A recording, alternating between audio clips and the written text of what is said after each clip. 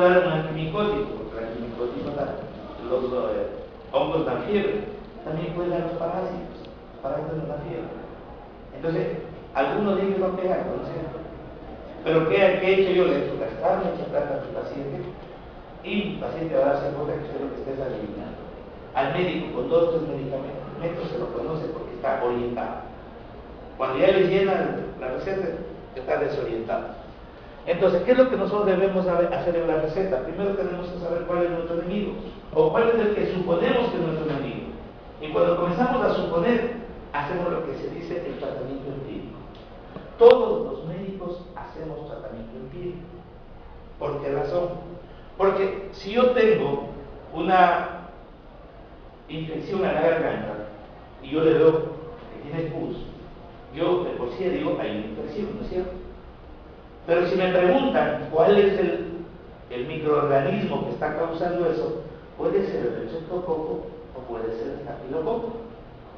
Entonces yo me pongo la duda, ¿cuál será? El momento que ya tengo la duda, ya estoy haciendo empirismo. ¿Por qué? Porque el tratamiento empírico es el que nosotros, en base a los conocimientos, suponemos cuál es la bacteria. Entonces, pero tampoco debería, bueno, hagamos el cultivo. Siempre hacemos un cultivo. ¿Cuándo me responden el cultivo? Después de 3 días. Yo no voy a dejar a un paciente 3 días si tiene pus, con una infección, una fiebre, que esa pus es peligrosa, porque el paciente se la traga y se puede ubicar en las articulaciones de los streptococos, estafilococo, o en el corazón y en una fiebre reumática. Entonces, lo que debo cuidar es que desaparezca eso, ¿no es cierto? Entonces, como no tengo la certeza, hacemos el tratamiento empírico, que eso es lo que el 90% de los médicos hacemos. Ya cuando tenemos el diagnóstico, pues ya no es empírico, sino es un tratamiento dirigido. Sí. Bien, vamos a hacer una especie de algoritmo de cómo es que usted va a elegir un antibiótico. Y vamos a comenzar primero con la evidencia. Hoy está de moda eso, ¿no? La medicina basada en la evidencia es algo que está de moda. Y usted me dirá, ¿cómo tenemos la evidencia? Hay 2 tipos de evidencia: la evidencia microbiológica y la evidencia clínica. ¿Cuál es la evidencia microbiológica? La que nosotros mandamos a hacer un cultivo. Desgraciadamente, para tener la evidencia microbiológica, tenemos que tener un cultivo bacteriano que demora 72 horas. Entonces, ¿qué nos basamos los médicos? En la evidencia clínica. ¿Cuál es la evidencia clínica? Lo que vemos, signos, síntomas. Entonces, ya viéndole con una garganta llena de pus, con una fiebre alta, con dolor en las articulaciones, tenemos los signos y síntomas acordes a un proceso infeccioso. ¿Para qué voy a esperar yo el resultado microbiológico? ¿No es cierto? Cuando yo pediría un resultado microbiológico, el paciente me diga, ¿sabe qué, doctor? Yo ya todos los años tengo este problema.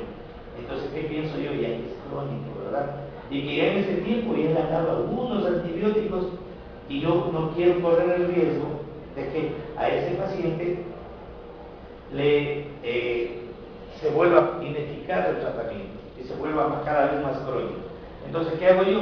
Busco la manera de, primero, antes de dar antibióticos, le pido un cultivo y luego doy un tratamiento empírico. La presencia de fiebre justamente es algo que a nosotros no nos debe preocupar tanto, porque la fiebre para nosotros, inclusive ustedes chicos cuando tengan pacientes, no se asusten por la fiebre, y cuando tengan niños tampoco. Si un niño tiene fiebre o un adulto tiene fiebre, quiere decir que sus defensas están buenas. Porque lo que está produciendo en el interior una elevación térmica no es sino la pelea que existe entre nuestras defensas y los microorganismos. Mejor, cuando hay pacientes que no tienen fiebre, preocúpese. ¿Por qué? Porque ese paciente tiene bajas las defensas. Entonces, la presencia de fiebre a nosotros inclusive nos sirve para verificar la evolución. En los hospitales se hace eso. En los hospitales muy rara vez se da antitérmicos. A nivel privado sí lo hacemos, pero en el hospital no. ¿Por qué? Porque ahí es lo que se da tratamiento antibiótico. ¿Qué sucede? Yo veo a mi paciente que hoy tiene 40 grados de fiebre y le administro antibióticos. Mañana sigue con fiebre, ya no tiene 40, tiene 38. ¿Qué estoy pensando? Que el tratamiento está funcionando. y pasado le vuelvo a tomar, sigo dando antibiótico y ya tiene 37.5 y ya llegó a lo normal, ¿qué quiere decir? Que el antibiótico es resultado. Pero si mi paciente hoy tiene 37, 38, mañana tiene 39, pasado tiene 40, ¿qué quiere decir? Que el tratamiento no está funcionando. Para que vean que solo la fiebre así no sirve, no nos debe asustar. Ahora, cuando hay un paciente con fiebre, hay preguntas de cajón, preguntas de semiología. Si nos encontramos frente a un evento infeccioso, sí o no. Porque esta es la parte clave. Porque si estamos frente a un evento infeccioso, amerita antibióticos. Si no estamos frente a algo que sea infeccioso, no amerita antibióticos. Pues desgraciadamente, señores estudiantes, el 90% de nosotros los médicos, pacientes con fiebre, prescribimos antibióticos. Y ahí viene el problema de la resistencia bacteriana. Segundo, ¿qué microorganismo la produce? ¿Dónde está la infección? ¿En qué órgano? ¿En qué región del cuerpo está la infección? Eso para poder recién pensar en prescribir antibióticos. Aquí tenemos, cuando usted vaya a hacer la medicatura rural, usted se va a encontrar con que le van a venir pacientes con tres tipos de enfermedades: infecciones respiratorias, infecciones intestinales y infecciones urinarias. Ya cuando venga algo más grave, tiene que usted remitir al especialista o al hospital. Pero estos tres tipos de infecciones van a ser a diario. Entonces, ¿qué pasa con las infecciones respiratorias? El 70% son virales. Que normalmente, o sea, de cada 10 pacientes que le llegan a usted, 7 son virales y 3 apenas son bacterianos. Pero ¿qué hacemos? A los 10 le damos antibióticos. Ese es el error gravísimo que nosotros tenemos. Luego tenemos las infecciones intestinales. Ahí la estadística sube un poquito más. Ahí decimos que el 60% son virales y 40% son bacterianas. En donde sí se cambia la figura es a las infecciones de vías urinarias. El 90% son bacterianas y apenas el 10% son procesos inflamatorios o virales. Entonces, cuando usted tiene una infección de vía urinaria, el germen causante en el 90% es Escherichia coli. Y usted, ya vamos a decir cuál es el fármaco ideal para el Escherichia coli, usted va a darse cuenta que tiene una gama inmensa de antibióticos para poder tratar. Pero estos son los procesos que más va a encontrar usted cuando llegue a hacer su consulta. Ahora bien, ¿cómo elegimos el antibiótico? ¿Cómo elegimos? Primero, elección del antibiótico buscando cuál es el germen que está causando la infección. Primero, como de pronto no podemos tener, si yo le digo, vamos a ver chicos, la mayor cantidad de procesos infecciosos intestinales, ¿será por gram positivo o por gram negativo? Usted mira, ¿qué piensa? ¿Será por gram positivo o gram negativo las infecciones intestinales? Ya no le pregunto las de superior porque ya le dije que eran gram positivos. Puede ser nada, pero en proporción mayor, ¿cuál será? No, son gram negativos. La salmonela, la shigella, la Escherichia coli, todas las salmonelas son gram negativas. Entonces, si nosotros ya tenemos que la mayor cantidad de infecciones son virales en el intestino, yo primero debo pensar cuál es el cuadro, porque puede ser por rotavirus, una infección que le da diarrea, dolor abdominal, una infección por bacteria, una viral que le da diarrea, dolor abdominal. O sea, la cuestión usted no nota mayor diferencia, pero ¿cuál es como dice la gente, le voy a dar los tips? ¿Cómo es una infección bacteriana, la fiebre? Es progresiva. A medida que se va reproduciendo la bacteria, la fiebre va aumentando. ¿Cómo es la infección viral, la fiebre? De un solo sube la fiebre y luego va bajando. ¿Por qué va bajando? Porque el virus se está autolimitando. O sea, el virus se muere solo, pero mientras se muere causa estragos. Entonces lo que hace primero, sube la fiebre a 40 y usted se asusta, luego mañana de 39 pasa a 38. Así usted da antibióticos. ¿Por qué? Porque el antibiótico no le va a hacer nada. Pero en cambio la infección bacteriana, el crecimiento es progresivo. Hoy tuvo 3 deposiciones diarreicas, mañana tiene 5, pasado tiene 9, pasado tiene 12. La infección viral, hoy tiene 10, mañana tiene 8, pasado tiene 6, y así sucesivamente va bajando mientras que la otra va subiendo. Ese es un mecanismo de uno orientarse en ambos, en cualquier caso, el factor ideal es la hidratación. Usted hidrata a un paciente y usted está protegiendo enormemente de una deshidratación, que es lo que a la postre le puede llevar a un agravamiento de su enfermedad. Y ahí lo que decimos, el tratamiento empírico es el que generalmente tenemos cuando no tenemos un antibiograma hecho un cultivo para ver cuál es el germen causal. Luego tenemos cuáles son las sugerencias que nosotros tenemos para ver en caso de que sea una emergencia el uso de antibióticos. Primero, yo siempre les digo a mis alumnos que les di farmacodinamia, por favor, la mejor vía, tienen que haber visto cuál es la vía intravenosa, intramuscular, todo eso, ¿cierto?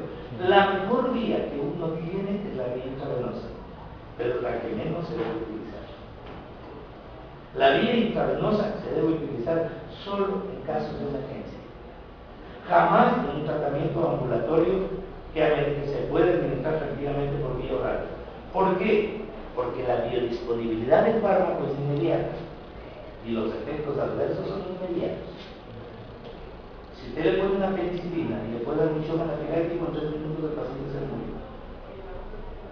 Si usted le pone algo a la vena y el paciente tiene una vena, la mayor parte de muertes accidentales en los hospitales, en los quirófanos, son por inyecciones intravenosas, sean anestésicos, sean antibióticos que le causó alergia, o sea analgésicos que le pudo provocar una tromboflebitis.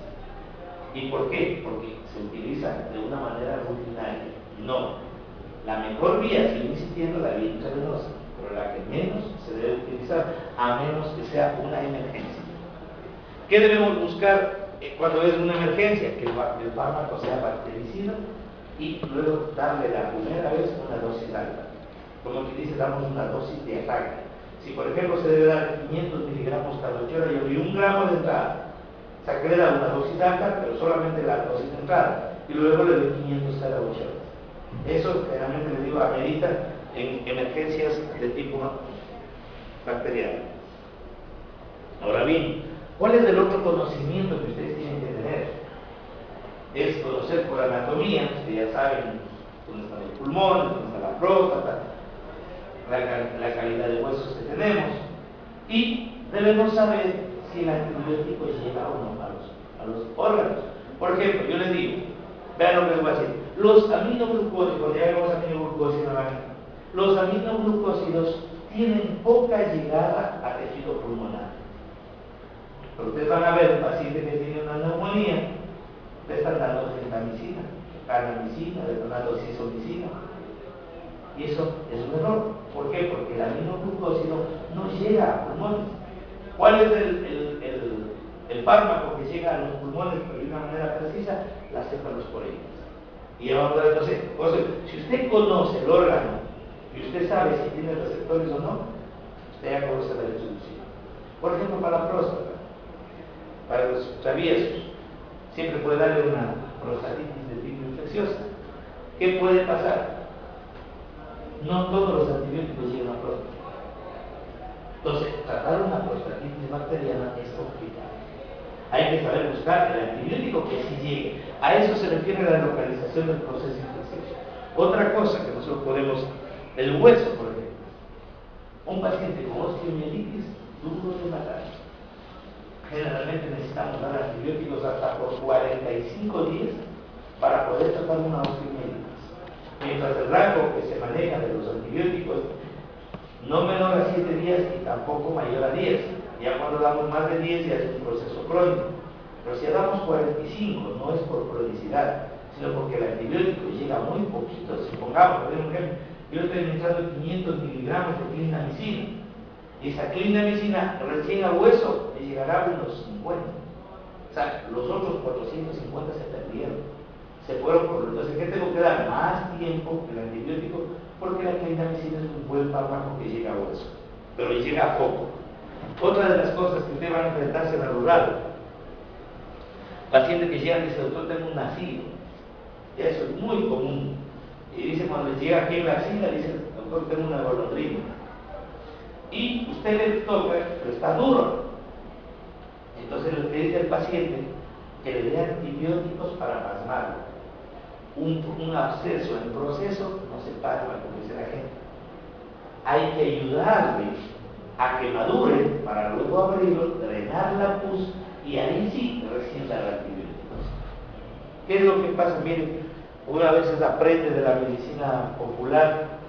Cuando yo llegué a hacer mi medicatura rural 13 aquí en Manaví, y eso aprendí en una auxiliar de enfermería del centro donde yo llegué.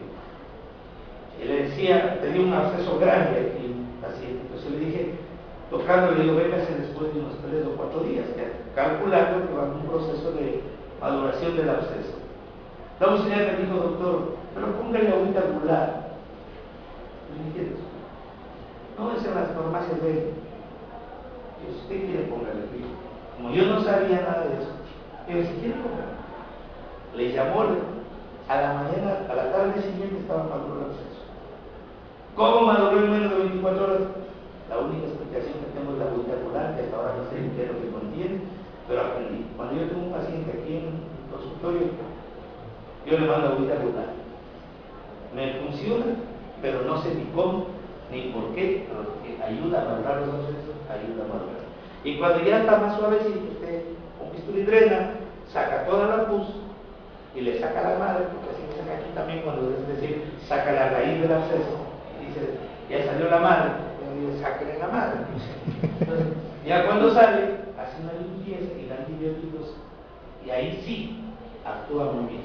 Pero si usted quiere dar antibióticos mientras hay un absceso, no le va a funcionar, porque el antibiótico tiene casi nula penetración al absceso.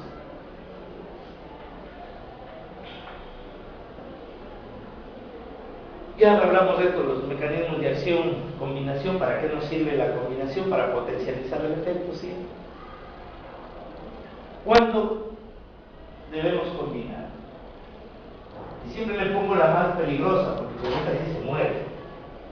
Un paciente que entra en sepsis, si no es tratado oportunamente por vía intravenosa, con antibióticos bactericidas, en dosis altas, se nos muere.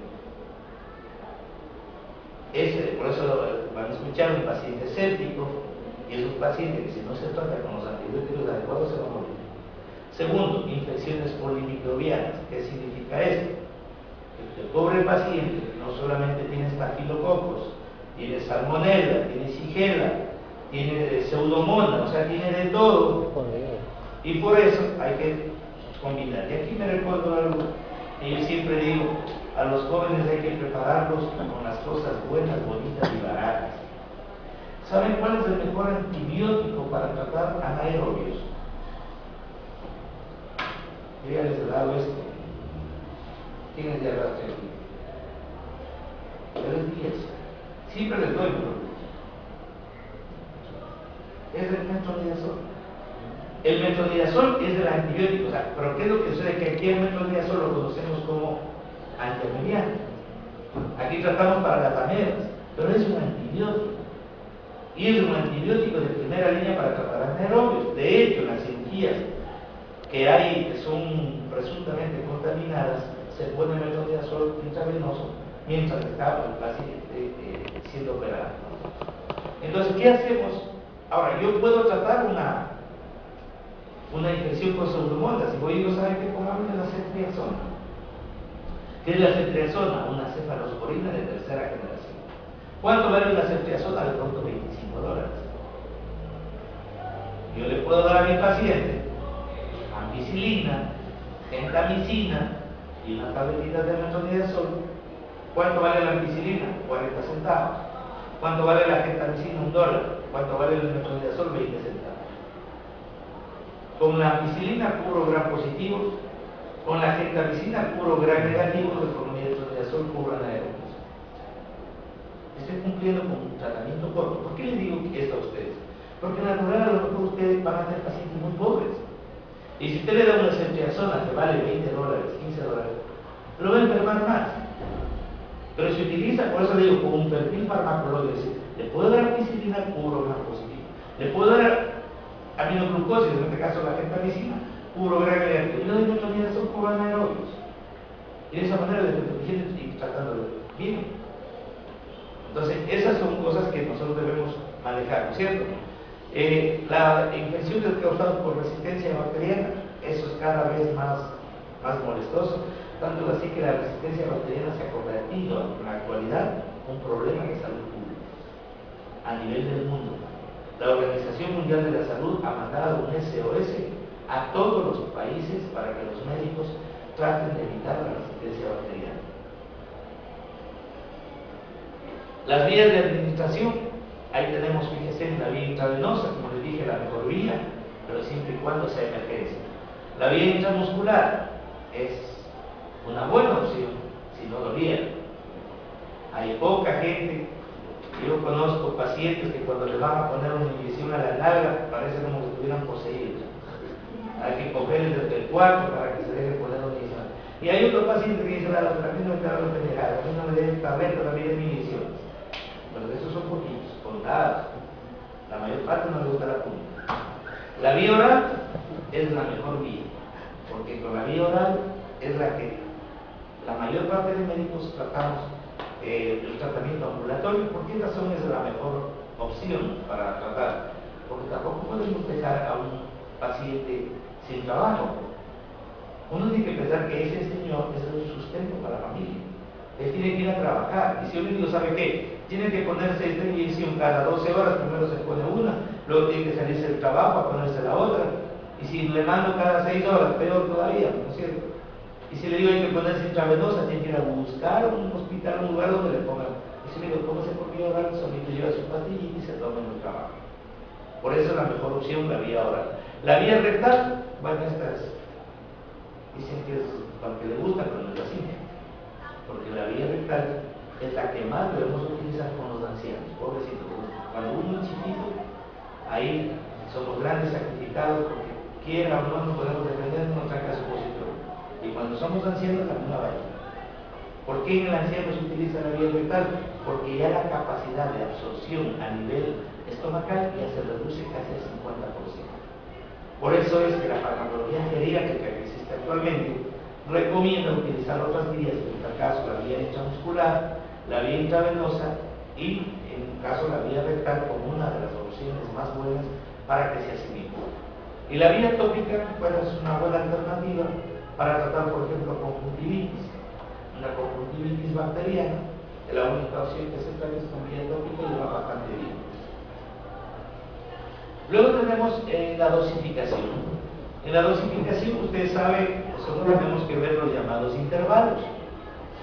Y aquí es donde que nosotros, quiero que ustedes me digan, porque tienen que saber, ¿qué significa la vida media plasmática? Porque eso me sirve para calcular los intervalos, y eso tiene que haberle dado un micro, porque es como, cuando usted va a rezar, si no sabe el Padre Nuestro, como que no sabe nada. La duración del fármaco tiene en su rango terapéutico, se permanece en el tiempo de acción. Yo siempre le digo a los chicos, a ver, voy a darles para que no se olviden nunca. Aprendan a escuchar las palabras o a leer. Vida, ¿qué significa vida? ¿Ah? Sí, el tiempo que nace como es la vía media, la mitad, plasmática. ¿Qué tiempo? Si digo, la vida media plasmática es de 2 horas. ¿Qué significa? Que para que termine de eliminarse, ¿cuánto necesita? 4. Pero que digo, vida media. Para que se termine de eliminarse necesita 4 horas. Y en la vida media plasmática nos sirve enormemente en antibióticos para poder calcular el intervalo. A ver si les digo, vida media plasmática de este fármaco 3 horas. ¿Cada cuánto administraría usted ese fármaco? Cada 6. Yo digo, vida media plasmática de 4 horas. Cada 8. Ya, pero en antibióticos sucede un fenómeno muy chévere, que no lo tienen los demás fármacos, solo los antibióticos, que se llama el efecto postantibiótico. ¿Qué significa esto del efecto postantibiótico? Que a pesar de que el fármaco se eliminó, todavía sigue manteniendo su capacidad inhibitoria de crecimiento de las bacterias. Y yo tengo que darles la vida media, por decirle algo. Vamos a hacer un ejemplo. Yo digo, fármaco que tiene una vida media plasmática de 2 horas y que además de eso tiene un efecto postantibiótico de 2 horas. ¿Cada cuánto prescribe? Cada 6. Fíjese. O sea, usted sabiendo la vida media plasmática ya sabe el intervalo. Por eso le digo, usted tiene que saber vida media plasmática. Por eso cuando yo doy en los exámenes, entonces siempre pregunto vida media plasmática, porque es algo fundamental. Yo tengo que darle los valores. Si yo le digo, este fármaco tiene una vida media plasmática de 10 horas, ¿cada cuántos minutos sería usted? Ya no le va a dar cada 20, ¿no es cierto? ¿Pero cuántas veces le daría al día? Y por eso hay fármacos que se administran una vez al día.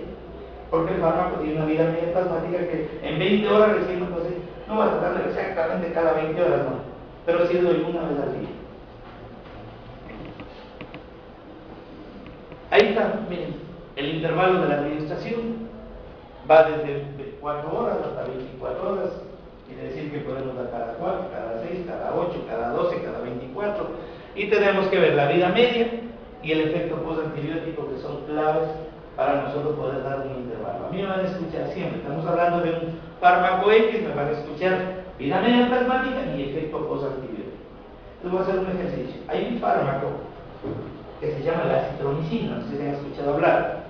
¿Ya? La citromicina es el tratamiento más corto que hay en antibiótico terapia. ¿Por qué? Porque la citromicina tiene una vida media plasmática más o menos de 4 horas. Ojo lo que les digo, 4 horas. Pero tiene un efecto postantibiótico de 7 días. No estoy diciendo 7 horas, estoy diciendo 7 días. La dosis para tratar un proceso infeccioso es 500 miligramos una vez al día durante 3 días. ¿Cuántos días de efecto postantibiótico tiene? 2. A ver, repito.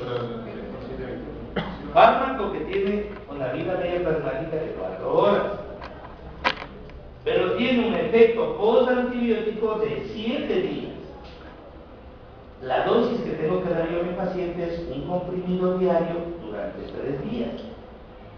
¿Cuántos días de efecto postantibiótico tengo?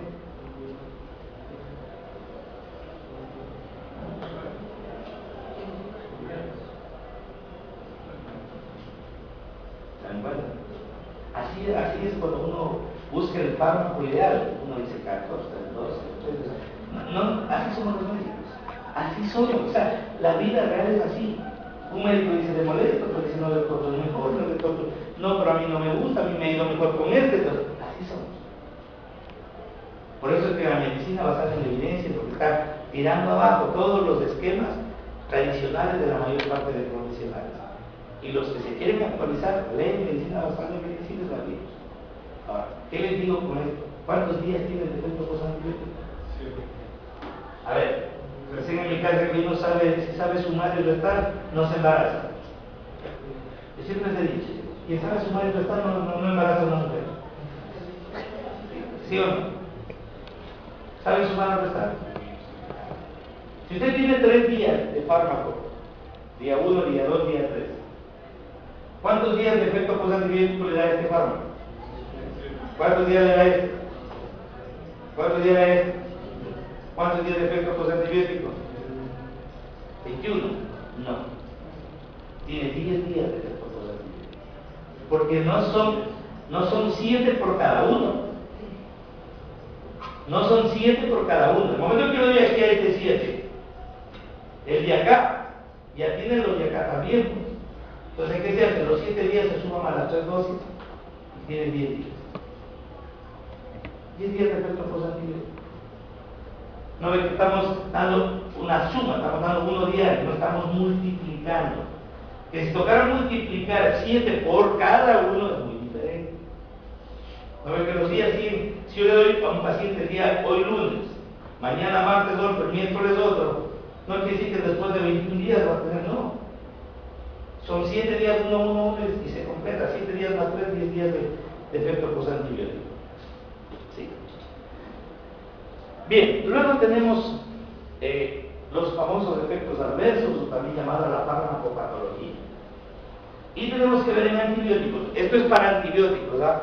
Cuidado, esto es para antibióticos. porque los efectos adversos en primer lugar ocupan en otros casos otro tipo de molestias. Pero ¿cuáles son los primeros que pueden aparecer tanto antibióticos? Los fenómenos alérgicos. Los peligrosos, los betalactámicos en el caso de la penicilina, porque le puede dar una alergia y una inyección anafiláctico que se puede morir. En segundo lugar, tenemos el aparato digestivo. Como la mayor parte de antibióticos también por vía oral, puede dar dolor abdominal, puede dar diarrea, puede dar flatulencia, puede dar sensaciones de meteorismo, sensaciones de llenura. Cualquiera de estos podemos encontrar.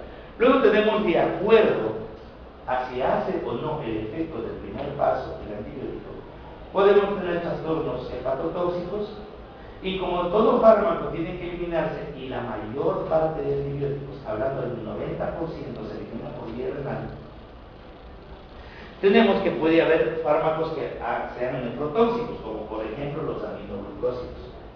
La estreptomicina, la kanamicina, sizomicina, todos ellos son altamente nefrotóxicos. Entonces por eso se utiliza mucho cuando el paciente tiene su función renal bien. Paciente que ya tenga una creatinina de 2, ya usted preocúpese y tenga mucho cuidado en utilizar aminoglucósidos.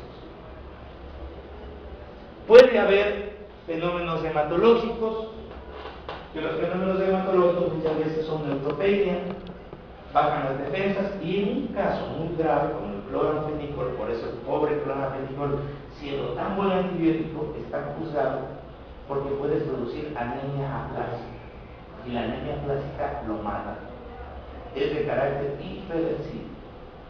Yo tuve un compañero, amigo de habitación, que teníamos cuando vivíamos en Quito, que se murió por una anemia plástica.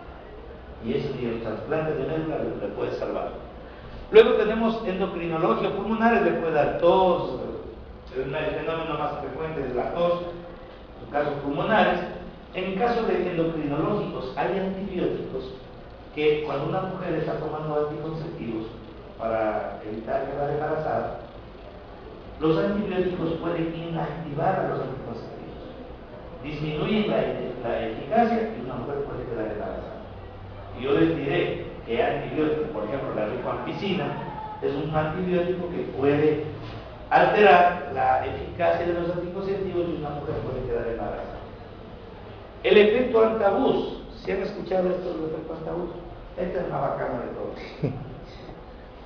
Miren, cuando yo estudiaba, en Quito me mandaron a hacer, y siempre no me olvidaré nunca, porque justamente en Navidad y Año Nuevo pasé con los locos. A mí me mandaron a un centro de rehabilitación psiquiátrico que se llama el Hospital Julio Lara de Quito, y ahí se trata dos tipos de pacientes, los que ya son psiquiátricos puramente loquitos y los que son alcohólicos y drogadictos. Y a mí me tocó pasar y me preguntaba, porque estudiante igual que ustedes, ¿por qué todos los días nosotros le dábamos una pastilla que se llamaba disulfiram y le dábamos a las 7 de la mañana, una tabletita de disulfiram, que el nombre comercial se llamaba Antabus, el nombre genérico se llama disulfiram.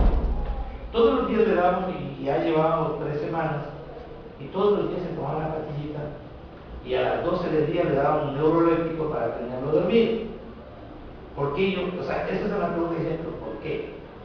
Y a mí me explicó el psiquiatra que estaba ahí, me dijo que el neuroléptico era para evitar que le dé el síndrome de abstinencia, porque el síndrome de abstinencia es desesperante. Me ha tocado ver a pacientes allá que se volvían como locos, gritaban porque querían droga. Y había que hasta encadenarlos para evitar que se hagan daño. Entonces, con el neuroléptico le bloqueaban y el paciente pasaba como dormido toda la tarde. A la mañana siguiente le daba otra vez el Antabus, y así hasta que un día me dijo: Alarcón, ven para acá. Me dijo: sí, que nos fuimos. Me dijo: canalízale una vena. Cuando canalicé una vena, y le dijo al señor: ¿cuál es el trago que más te gusta? Entonces en la sierra lo común era trópico, en esa época, acá es cristal. Entonces él dijo: deme un trópico. Bueno, recogieron un vasito y un trópico. Ese señor, el momento que llegó el trópico a su sangre, comenzó a temblar. O sea, aquí dicen la muerte blanca, ¿no es cierto? Sí, comienza a vomitar, se hizo diarrea, comenzó con un escalofrío, Entonces yo ahí caí en cuenta que lo que se buscaba era que a través del altavoz se buscaba era que de todas estas reacciones. Al día siguiente, por la misma vaina, se despertaba gotería, y cada vez hasta que llegó un momento que el paciente tan solo con el olor ya comenzaba a temblar. Entonces dijo, no más. Se supone que deben salir curados, pero cuando salen a la calle, los propios panas son los que dicen, pruébala a ver si que no quiere, pruébala a ver si no quiere, y hasta que le ponen el trago hasta que cae. Pero si los amigos fueran así amigos, no les dieran de tomar y se podrían sanar. ¿A qué viene con esto? Que hay algunos antibióticos que tienen efecto altavoz. ¿Qué significa? Lo primero que usted tiene que decirle, tomando este fármaco, cuidado con tomarlo. ¿Sabe qué dicen nuestros pacientes? Bueno, este fin de semana tengo una chupa que no me quita ni Cristo. Yo comienzo a tomar desde el lunes. No quieren saber nada que le suspendí, ¿verdad? Eso no es verdad. El paciente no deja su tragueada de fin de semana y comienza a tomar los medicamentos desde el día lunes. Uno de los que producen efecto, por ejemplo, son los antiparasitarios, especialmente los antiamebianos. Todo lo que es metronidazol, timidazol, esos producen efecto altavoz. Y hay otros antibióticos que veremos más adelante cuáles son los que producen. Esto no está ni en ningún ni Samaniego, ni en Flores, no está en ningún. Lo que esto a mí les pongo es que una de las cosas que a mí me interesa es que los jóvenes sean humanistas desde ahora que están en proceso de formación. Siempre piensen en el bolsillo de su paciente antes que en su éxito terapéutico. Porque es muy bueno decir, ¿sabe qué? El señor tiene una infección muy grave, yo voy a utilizar cefalosporinas de tercera generación, que ingresan en cápsulas que valen $8 cada uno, o a veces vamos a buscar un macrólido de lujo, o una quinolona que vale como $12. Usted va a tener un éxito terapéutico, nadie lo va a dudar. Pero si ese señor gana $50 a la semana, usted le va a quitar en una receta más de lo que gana en una semana y lleva de comer a sus hijos. Cuando puede hacerlo con otros antibióticos que son buenos, que son bonitos y son baratos. Entonces a eso voy, siempre piense en el bolsillo de su paciente antes de hacer una receta. No piense tanto en el éxito terapéutico cuando este es muy costoso, porque desgraciadamente la medicina no es algo barato en esta vida. La medicina es algo de lo más caro que justamente tenemos nosotros. Ahí está, miren, eso sí pueden leer, pueden tomar una foto si quieren y pasarse. Entonces, este es el algoritmo de toda la clase. Aquí está todo lo que yo he dicho. Está en algo muy sencillo que quiero que ustedes aprendan a manejar